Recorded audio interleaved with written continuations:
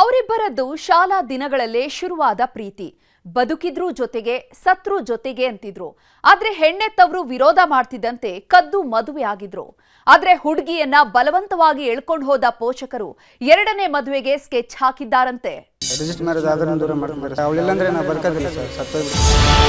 ಇದೊಂಥರ ಪಕ್ಕಾ ಚೆಲುವಿನ ಚಿತ್ತಾರ ಸಿನಿಮಾ ಸ್ಟೋರಿ. ಜೀವಕ್ಕೆ ಜೀವ ಅಂತ ಪ್ರೀತಿಸುವ ಹುಡುಗ ಹುಡುಗಿ, ಜೀವ ಬಿಟ್ರೂ ಜಾತಿ ಬಿಡಲ್ಲ ಅನ್ನೋ ಹೆಣ್ಣೆತ್ತವರು, ಪೋಷಕರ ವಿರೋಧದ ಮಧ್ಯೆಯೂ ಮನೆ ಬಿಟ್ಟು ಹೋಗಿ ಮದುವೆಯಾದವರಿಗೆ ಹೆತ್ತವರೇ ವಿಲನ್ ಆಗಿದ್ದಾರೆ.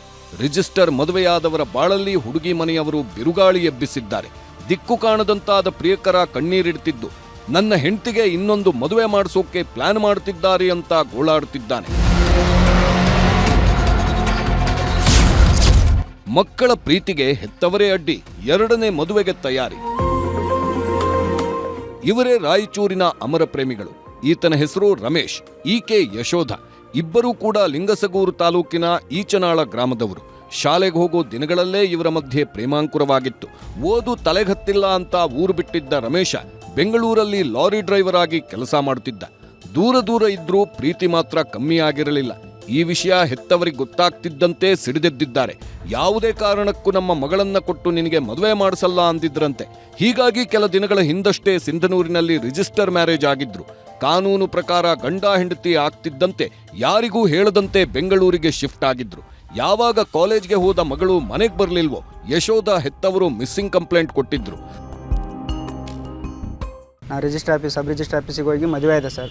ಮದುವೆ ಆಗಿ ನಾವು ಬೆಂಗಳೂರಲ್ಲಿ ಹೋಗಿ ಜೀವನ ನಡೆಸ್ತಾ ಇದ್ವಿ. ನಡೆಸಬೇಕಾದ್ರೆ ಪೊಲೀಸವರು ಫೋನ್ ಮಾಡಿಬಿಟ್ಟು ಅವ್ರ ಮನೇಲಿ ಫೋನ್ ಮಾಡಿದರು.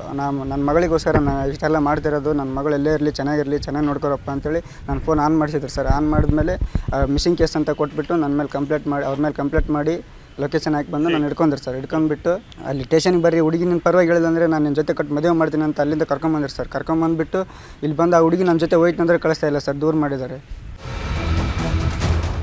ನಾಪತ್ತೆ ಪ್ರಕರಣ ದಾಖಲಿಸಿಕೊಂಡ ಪೊಲೀಸರು ಭಗ್ನ ಪ್ರೇಮಿಗಳನ್ನ ಪತ್ತೆ ಹಚ್ಚಿ ಕರೆತಂದಿದ್ರು. ಯಾವಾಗ ಮಗಳು ಊರಿಗೆ ವಾಪಸ್ ಬಂದ್ಲೋ, ಯಶೋಧ ಹೆತ್ತವರು ಸಿಡಿದೆದ್ದಿದ್ದಾರೆ. ಅನ್ಯ ಜಾತಿಯ ಹುಡುಗನಿಗೆ ಕೊಟ್ಟು ನಮ್ಮ ಮಗಳನ್ನ ಮದುವೆ ಮಾಡಲ್ಲ ಅಂತ ಪೊಲೀಸರ ಜೊತೆ ಸೇರ್ಕೊಂಡು ಬಲವಂತವಾಗಿ ಕರ್ಕೊಂಡು ಹೋಗಿದ್ದಾರಂತೆ.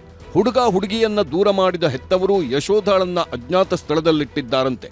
ಆದರೂ ಕದ್ದು ಮುಚ್ಚಿ ಮೆಸೇಜ್ ಮಾಡಿರೋ ಯಶೋಧ ನನಗೆ ಬೇರೆ ಮದುವೆ ಮಾಡಿಸೋದಕ್ಕೆ ತಯಾರಿ ಮಾಡುತ್ತಿದ್ದಾರೆ, ನನ್ನನ್ನ ಬಂದು ಕರ್ಕೊಂಡು ಹೋಗುವಂತ 10 ಮೆಸೇಜ್ ಕಳಿಸಿದ್ದಾಳೆ. ಆದ್ರೆ ಡ್ರೈವರ್ ರಮೇಶ್ಗೆ ಹಣಬಲವೂ ಇಲ್ಲ, ಅಧಿಕಾರದ ಬಲವೂ ಇಲ್ಲ. ಹೀಗಾಗಿ ನನಗೆ ನ್ಯಾಯ ಕೊಡಿ ಅಂತ ಕಣ್ಣೀರಿಡುತ್ತಿದ್ದಾನೆ.